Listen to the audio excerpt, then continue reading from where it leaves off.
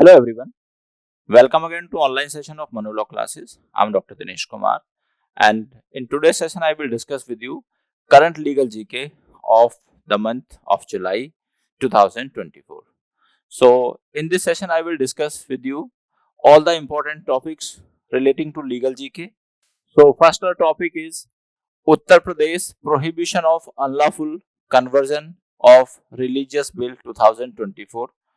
तो ये जो है उत्तर प्रदेश की लेजिस्लेटिव असेंबली ने एक ये बिल पास किया है जिसका नाम है Uttar Pradesh prohibition of unlawful conversion of religious bill 2021। देखिए थोड़ा सा हम यह समझ लेते हैं, हमारे देश में देश का जो कॉन्स्टिट्यूशन है उसका आर्टिकल 25 टू 28 जो है हमें फ्रीडम ऑफ रिलीजन देता है, फ्रीडम ऑफ रिलीजन देता है। और फ्रीडम ऑफ रिलीजन का मतलब ये है कि हम किसी भी धर्म को अपना सकते हैं और किसी धर्म को छोड़कर अपने पहले धर्म में आ सकते हैं। तो यानी कि हम अपनी कंसेंट से अपने धर्म को चेंज कर सकते हैं अपनी फ्री विल के साथ। लेकिन अगर कोई पर्सन हमें डराकर, धमकाकर, बहला फुसलाकर अपने धर्म को चेंज करने के लिए हमको बोलता है किसी भी तरीके से, तो वो जो धर्म को चेंज करना है वो हमारी इच्छा के अगेंस्ट है और वो वॉलेंटरली कन्वर्जन नहीं है, बल्कि हम उसको बोलेंगे फोर्स्ड कन्वर्जन। और किसी भी पर्सन को जबरदस्ती बहला फुसलाकर या कोई लालच देकर उसके धर्म को बदलना जो है वो कानूनी रूप से एक अपराध है और गलत है। इसी के संबंध में जो हमारी उत्तर प्रदेश लेजिस्लेटिव असेंबली है उसने ये बिल पास किया है। अब ऐसा नहीं है कि ये बिल पहली बार पास किया है उत्तर प्रदेश लेजिस्लेटिव असेंबली ने, ऐसा नहीं है कि ये bill Uttar Pradesh legislative assembly ने पहली बार पास किया है, बल्कि ये एक्ट पहले से ही उत्तर प्रदेश में बना हुआ था 2021 का।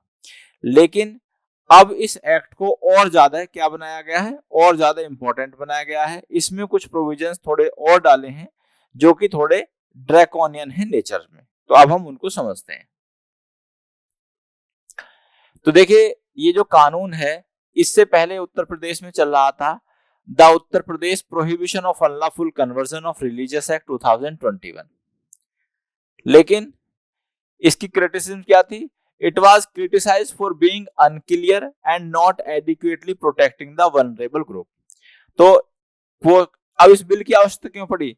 क्योंकि ये जो एक्ट पहले से ऑलरेडी चल रहा था यूपी में, ये क्लियर नहीं था और ये जो वल्नरेबल ग्रुप है यानी कि जो हमारे फीमेल हैं, जो हमारे SC ST के लोग हैं, बच्चे हैं, माइनर गर्ल्स हैं, उनको ये उनके साथ जो ये अन्याय हो रहा था, मतलब जबरदस्ती उनका धर्म चेंज कराया जा रहा था, उसको ये रोक नहीं पा रहा था। इसलिए इसमें कुछ कमियां थी, इसलिए हमें एक नया बिल लाना पड़ा। कंसर्न क्या है? There were very concern about the illegal religious conversion specially among minors, women ETC, जो हमने आपको बता दिया। अब इसका क्राइटेरिया क्या हुआ है, यानी कि इसमें क्या चेंज आए हुए हैं? तो देखिए इसमें एक मेजर चेंज ये है कि पहले कोई भी पर्सन जो FIR करना चाहता था रिलीजियस कन्वर्जन के मामले में, वो क्या होना चाहिए था? वो विक्टिम या अफेक्टेड पार्टी होना चाहिए था, विक्टिम या अफेक्टेड पार्टी। ठीक है, लेकिन अब इसमें FIR कोई भी पर्सन कर सकता है। एग्जाम्पल से अगर हम समझें, देखिए पहले अगर किसी बच्चे का धर्म चेंज कराया गया जबरदस्ती या किसी गलत तरीके से, तो वो बच्चा या उसके फैमिली मेंबर ही FIR कर सकते थे।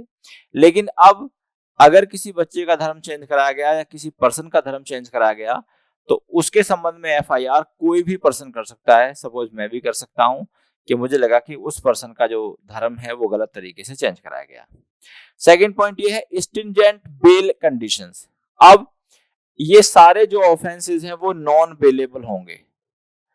और नॉन बेलेबल ऑफेंसेस कौन से होते हैं?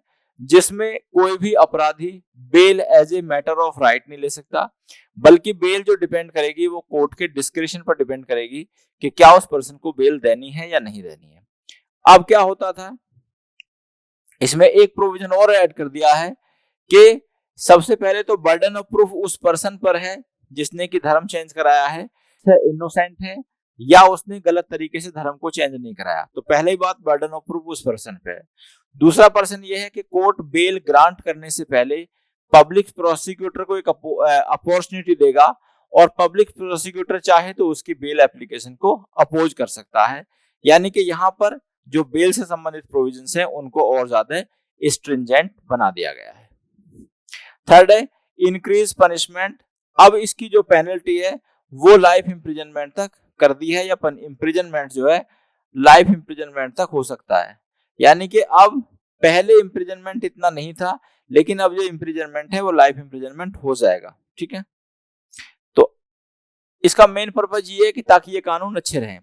इम्प्लीकेशंस ऑफ अमेंडमेंट, देखिए अब यहाँ पर थोड़ा क्रिटिसिज्म वाला मैटर भी है कि अगर यूपी सरकार ने या यूपी लेजिस्लेटिव असेंबली ने इस तरह का बिल पास कर दिया, तो ये एक एप्रीहेंशन है कि अदर स्टेट जहां पर हमारी जो रूलिंग पार्टी है बीजेपी, उसकी गवर्नमेंट है, तो वहां भी इस तरह के बिल पास किए जा सकते हैं।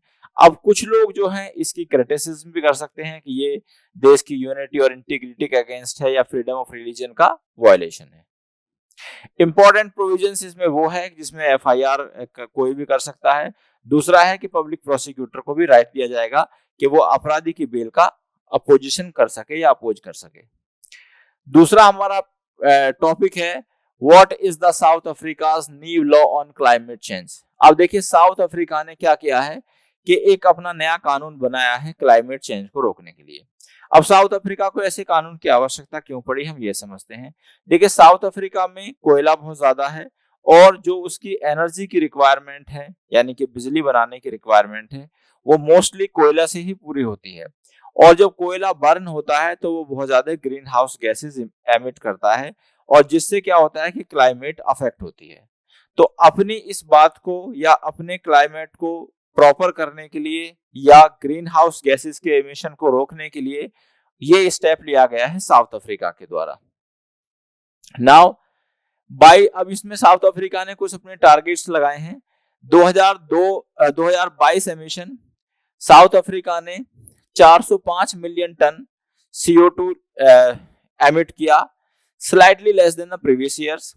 Energy sector responsible for about 80% of these emissions, यानी कि जो भी वहां पर एनर्जी सेक्टर है वहां पर 80% इसी इमिशन से होता है। अब देख क्या है एमिशन रिड्यूशन टारगेट, तो यहां पर उसका टारगेट है कि वो 31% और रिड्यूस करेगा, और target emission 398 to 510 million tons of CO2 वो कम करेगा 2025 तक, और 350 से 420 मिलियन टन करेगा वो 2030 तक। ठीक है, अब यहां पर क्या है गोल्स फॉर ट्रांजिशंस, क्या उसने गोल सेट करे हैं। Focus is on creating sustainable job in sector like agriculture, forestry, energy and water waste management. Estimated need of 8 billion annually until 2030। तो यहां पर वो अपने डिफरेंट सेक्टर्स में जॉब क्रिएट करेगा, और जिसके लिए उसको काफी ज्यादा पैसे की आवश्यकता पड़ेगी। अब ये इंपॉर्टेंट है, उनका टारगेट है कि वो 2050 तक अपने आप को इस तरह से सस्टेनेबल बना लेंगे कि वो कोई भी ग्रीन हाउस गैस एमिट नहीं करेंगे, जिससे कि एनवायरमेंट का या हमारे क्लाइमेट का या उनकी क्लाइमेट का बेनिफिट होगा। अब अगर हम इसे इंडिया के रेफरेंस में देखते हैं तो यहाँ पर हमारे देश इंडिया में कोई भी कानून नहीं है जो क्लाइमेट चेंज को स्पेसिफिकली डील करता हो, तो ये यहाँ पर एक थोड़ा सा लैक्यूना है। दूसरी बात ये है हमारे देश में क्लाइमेट चेंज को भी डील किया जा रहा है एनवायरमेंट लॉ से, तो हम एनवायरमेंट लॉ से ही क्लाइमेट चेंज को डील करते हैं या क्लाइमेट को हम प्रॉपर रखने की बात करते हैं। लेकिन ज्यादातर देशों में लाइक यूरोपियन कंट्रीज में और इवन इन द अफ्रीका में भी क्लाइमेट चेंज को रोकने के लिए या क्लाइमेट को प्रॉपर करने के लिए एक सेपरेट कानून बनाए गए हैं। सेकंड है stalled efforts to create a dedicated council of climate change have not been progressed। तो हमारे देश में कोई dedicated council of climate change भी नहीं है। जुडिशियल रिकॉग्निशन में अगर हम देखें तो honourable supreme court has acknowledge citizens right against climate change impact and urge the government to integrate these right into the climate change. अब यहाँ पर देखिए कि जो लोगों के राइट भी वायलेट होते हैं क्लाइमेट चेंज से, उस पर ऑनरेबल सुप्रीम कोर्ट ने एक डिसीजन भी था, Ranjit Singh versus Union of India, ये मार्च 2024 का डिसीजन है। इसमें ऑनरेबल सुप्रीम कोर्ट ने कहा था कि right against adverse effect of climate change या against climate change is a fundamental right. मतलब क्लाइमेट चेंज से जो होने वाले बेनिफिट हैं, क्लाइमेट चेंज से जो होने वाले बैड इफेक्ट हैं, उनसे हमें बचाना सरकार की ड्यूटी है। और ये अगर किसी पर्सन को क्लाइमेट चेंज से होने वाले जो उसके एडवर्स इफेक्ट हैं वो किसी पर्सन की राइट टू लाइफ को अफेक्ट करते हैं, तो ये उस पर्सन का article 21 of constitution of India का वायलेशन माना जाएगा। ऐसा ऑनरेबल सुप्रीम कोर्ट ने इस केस में कहा, जिसका नाम है Ranjit Singh versus Union of India. अब हम आते हैं नेक्स्ट न्यूज पर। Israel approve bill declaring UNRWA एक ऑर्गेनाइजेशन है एज ए टेररिस्ट ऑर्गेनाइजेशन। तो इजराइल ने एक बिल पास किया है जिसमें कि उसने इस ऑर्गेनाइजेशन को UNRWA, इसकी फुल फॉर्म है United nation relief and work agency for Palestine refugees in near east, ठीक है। अब ये एक ऑर्गेनाइजेशन है जो कि क्या करती है, फंड से चलती है, और काइंड ऑफ ये एनजीओ है जो कि फंड से चलती है। और इसमें फंड कौन कंट्रीब्यूट करते हैं, यूएनओ के जो मेंबर स्टेट्स हैं, यूएनओ मेंबर स्टेट्स इसमें अपना कुछ फंड कंट्रीब्यूट करते हैं, और उसी फंड के पैसे से जो पैलेस्तीन के रिफ्यूजी लोग हैं जो गाजा पट्टी के आसपास रहते हैं, उनको ये शेल्टर प्रोवाइड करता है, उनको ये फूड प्रोवाइड करता है, उनको ये एजुकेशन प्रोवाइड करता है। अब जैसे कि आप लोग जानते हैं कि इजराइल का और इसका पैलेस्तीन का काफी पुराना मुद्दा है। पैलेस्तीन का कंसर्न ये है और उनकी कंटेंशन ये है कि जो इजराइल जहां पर आज बसा हुआ है ये पैलेस्तीन की जमीन है, जबकि इजराइल का कहना यह है कि ये उनकी अपनी जमीन है। अब इसी से दोनों के बीच में वार चलती रहती है और जो बहुत ही पुरानी लड़ाई है। अब यहाँ पर वहां के जो रिफ्यूजी लोग हैं, उन रिफ्यूजी लोगों को ये ऑर्गेनाइजेशन सपोर्ट करती है, और इसके लिए पैसे कहां से आते हैं, जो यूनाइटेड नेशन ऑर्गेनाइजेशन के जो मेंबर कंट्रीज है वो इसमें कंट्रीब्यूट करते हैं। लेकिन जैसे ही इजराइल ने इस ऑर्गेनाइजेशन को एक टेररिस्ट ऑर्गेनाइजेशन घोषित किया है, तो कुछ मेंबर्स स्टेट ने इसको फंडिंग करना बंद कर दिया है। लेकिन कुछ मेंबर स्टेट लाइक ब्रिटेन फिर से इसको फंडिंग करने लगे हैं। क्यों? क्योंकि ये एलिगेशन केवल इजराइल की तरफ से हैं, और इस रिगार्ड में यूनाइटेड नेशन ऑर्गेनाइजेशन की कोई भी इंडिपेंडेंट इन्वेस्टिगेशन नहीं हुई है कि ये ऑर्गेनाइजेशन टेररिस्ट ऑर्गेनाइजेशन है। ये 1949 में बनी थी, और it provide basic service like education, health care. ये हमने आपको बता दिया कि इसका काम वही है कि जो रिफ्यूजीज हैं उनको ये प्रोवाइड कराना हेल्थ सर्विसेज। अब एक्यूजेशन ये है इनका कि ये जो वहां के टेररिस्ट ग्रुप हैं लाइक हमास और इस्लामिक जिहाद, उनसे मिली हुई है।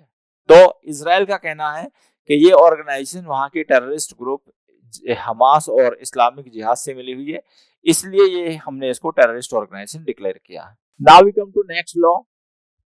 Turkey parliament approves controversial stray dogs euthanasia law. अब देखिए टर्की में क्या हुआ है, टर्की में जो स्ट्रे डॉग्स हैं उनको, और स्ट्रे डॉग में भी दो कैटेगरी हैं, स्ट्रे डॉग जो कि बीमार हैं और जो कि एग्रेसिव हैं, यानी कि जिनसे काटने का डर है, ऐसे कुत्तों को मारने के लिए कानून बनाया गया है। अब इसकी बहुत ही ज्यादा बड़े लेवल पर क्रिटिसिज्म हो रही है। अब ये जो मिस्टर रेसेप ताइप एर्दोगन है, वहां के प्रेसिडेंट हैं टर्की के, इन्होंने इस कानून को पास किया है। अब इसकी इंटरनेशनल लेवल पर काफी क्रिटिसिज्म हो रही है। कुछ लोगों का मानना यह है कि इनको मारने से बेटर था कि इनका मास स्टरलाइजेशन कराया जाता, ठीक है, क्योंकि डॉग्स को इस तरह से मारना कहीं ना कहीं जो है ये मॉरलिटी के भी अगेंस्ट है और कुछ अदर लॉज के भी अगेंस्ट है।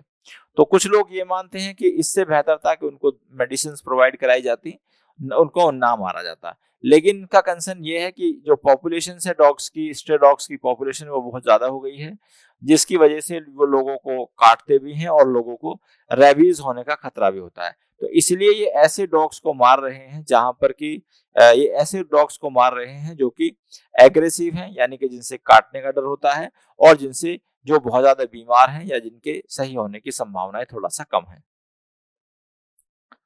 अब यहाँ पर कानून ये बना दिया गया कि जो भी मेयर इस कानून को लागू नहीं करेगा उसके खिलाफ लीगल एक्शन लिया जाएगा। Now we come to next news. Maharashtra special public security MSPS act 2024।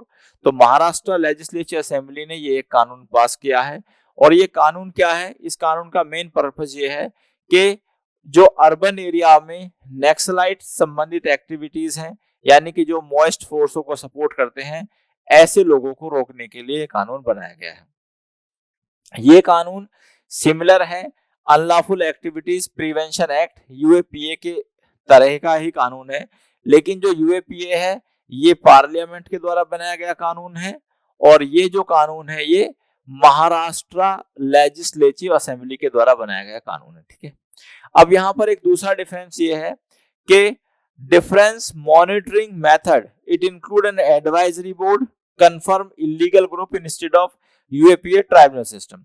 तो देखिए UAPA में क्या होता है, ट्राइब्यूनल सिस्टम होता है, और यहाँ पर एक एडवाइजरी बोर्ड बनाया गया है। जो एडवाइजरी बोर्ड ये एडवाइज करेगा कि क्या ये जो ग्रुप है ये इलीगल है या नहीं। तो यहाँ पर जो महाराष्ट्र की सिक्योरिटी है, पब्लिक सिक्योरिटी है, उसको ध्यान में रखते हुए इस कानून को पास किया गया है। कुछ लोग इसकी क्रिटिसिज्म भी कर रहे हैं कि ये बिल गलत है, और यहाँ पर कौन कौन से क्राइम को लिस्ट किया गया है। पहला है, अगर कोई पर्सन इलीगल ग्रुप का पार्ट है और रेज फंड और hiding member of illegal group, उसको पैसे कलेक्ट करता है इलीगल ग्रुप के लिए, ऑर्गेनाइजिंग और प्रमोटिंग इलीगल ग्रुप और इवेंट, अगर वो गलत तरीके से इलीगल ग्रुप को वो करता है, प्रमोट करता है। और नेक्स्ट है आपका पार्टिसिपेटिंग इन और प्लानिंग इलीगल एक्टिविटीज। तो अगर कोई भी व्यक्ति इन 4 कामों में इन्वॉल्व है तो वो उस एक्ट के अंदर पनिशेबल होगा। अब इसकी पेनल्टीज क्या है, इसमें फाइन है या लाइफ इम्प्रिजनमेंट है, और जो फाइन है और इम्प्रिजनमेंट है, और ये इम्प्रिजनमेंट जो है वो 2 साल से लेकर 7 साल तक एक्सटेंड कर सकता है। Now we come to next कानून। What is the enemy agent ordinance law. Ordinance क्या होता है, जैसे हमने बताया आपको कि ये गवर्नर या प्रेसिडेंट के द्वारा पास किया जाता है। गवर्नर पास करते हैं इसको आर्टिकल 213 में, और प्रेसिडेंट इसको पास करते हैं आर्टिकल 123 में। अब हम बात करते हैं, ये कानून है जम्मू एंड कश्मीर का। तो ये कानून पहले से ही जम्मू कश्मीर में था। ठीक है, तो ये पहले क्या था, इसका एनिमी एजेंट ऑर्डिनेंस ऑफ 2005, तभी से कानून था ये। और अगर हम इससे पहले की बात करें तो ये 1917 में लागू हुआ। तो 1917 में थे डोगरा महाराजा ऑफ जम्मू एंड कश्मीर, उनके शासनकाल में इसको लाया गया था। और मेन पर्पज इसका यही था कि कोई भी पर्सन अगर एनिमी के साथ मिलता है, तो देखिए अब ये जो से हमारा देश भारत है या जम्मू कश्मीर एक स्टेट है, अब वहां के लोग, हम भारत के सिटीजन, हमारी ये ड्यूटी है कि हम अपने देश की बेहतर काम के लिए या देश की भलाई के लिए काम करें, और हम किसी भी जो एनिमी है, जो हमारे देश का एनिमी है, ऑब्वियसली वो हमारा भी एनिमी है, तो हम अपने एनिमी के साथ मिलकर कोई ऐसा काम ना करें जिससे कि हमारे देश को लॉस हो। अगर कोई पर्सन देश के एनिमी के साथ मिलकर इस तरह का काम करता है तो ऐसे पर्सन की लायबिलिटी इस कानून में होती है। अब सेकंड क्या है, बाद में क्या है, तो पहले सबसे ये 1917 में लागू हुआ, किसके द्वारा, डोगरा महाराजा के द्वारा हुआ। सेकंड है post partition, after the partition in 1947 the law was incorporated into the states legal system. तो ये जो कानून है 1947 के बाद जम्मू कश्मीर के कानूनों में इसको इंटीग्रेट कर दिया गया था। अब लेकिन जैसे ही 370 को हटा दिया गया है 2019 में, तो यहाँ पर फिर इसको लाया गया है, और अब इसमें ऐसे लोगों को आइडेंटिफाई किया जाता है और पनिश किया जाता है जो कि देश की यानी कि जो जम्मू एंड कश्मीर की सरकार के खिलाफ या जम्मू एंड कश्मीर के खिलाफ कुछ गलत काम करते हैं। अब यहाँ पर क्या है कि एक स्पेशल जज बनाया गया है, और जो पहली बात तो यह है कि यहाँ का जो पनिशमेंट है इसमें हार्शर पनिशमेंट कर दिए गए हैं।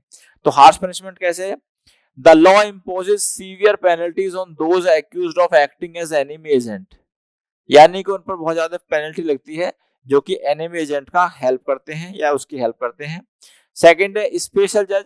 ए स्पेशल जज appointed in the consultation with the high court tries individuals charge under this. तो यहाँ पर जो पर्सन उसका ट्रायल होता है कंसर्न पर्सन का, वो स्पेशल जज के द्वारा होता है। और स्पेशल जज कैसे अपॉइंट किया जाता है? हाई कोर्ट की कंसल्टेशन के द्वारा। राइट टू काउंसिल मतलब एडवोकेट हायर करने का अधिकार। The right to a lawyer is restricted and require court permission. देखिए ये बहुत ही खतरनाक प्रोविजन है। राइट टू एडवोकेट तो एक बेसिक राइट्स है किसका? आर्टिकल 21 में अगर आप देखें तो उसमें से ये इसको आता है ये, और सिमिलरली आर्टिकल 39 ए भी है।